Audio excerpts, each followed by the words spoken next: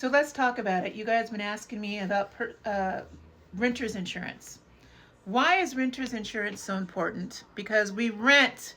We don't own this property. We do not own the building.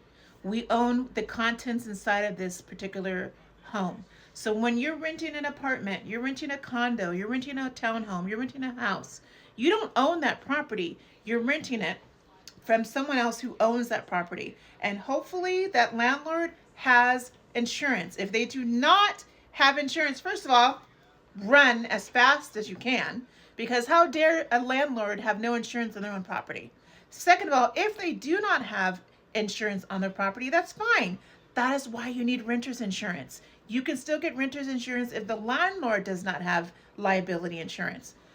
They're screwed if their building goes up in flames, but guess who's protected? And your contents, you are, okay? Secondly, renter's insurance is very inexpensive. I thought I was paying $32. I'm only paying $22 a month in my renter's insurance. I have personal property covered up to, personal liability covered up to $300,000. What does that mean? That means if someone comes into my home, I like to entertain her. I throw parties here. I cook. I do entertainment here. I have girl parties. I have boy parties. I have game night. I have soul food parties. I have all kinds of stuff here in my house. All right.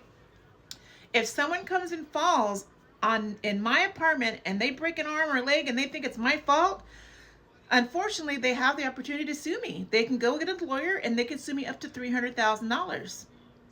We live in a happy sue state here in California. I mean, hopefully my friends won't do me dirty like that, but I got to protect myself. People are greedy.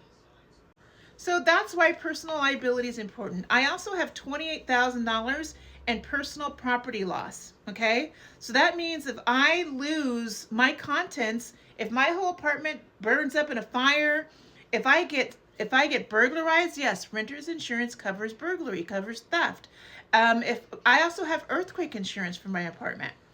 Earthquake insurance is different. That's a whole different post. That's a whole different video.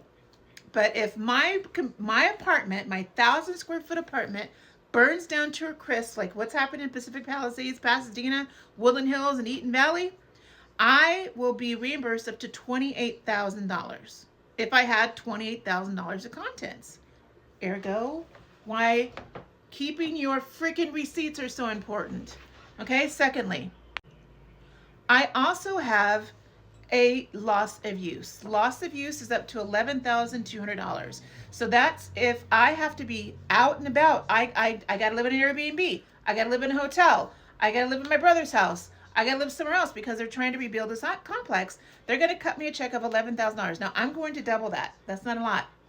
I got a lifestyle. I got hair to take care of and nails to take care of. $11,000 is not a lot of money. I also have a $1,000 deductible. The higher deductible is, the lower your premium is. That's why I'm only paying $22 a month.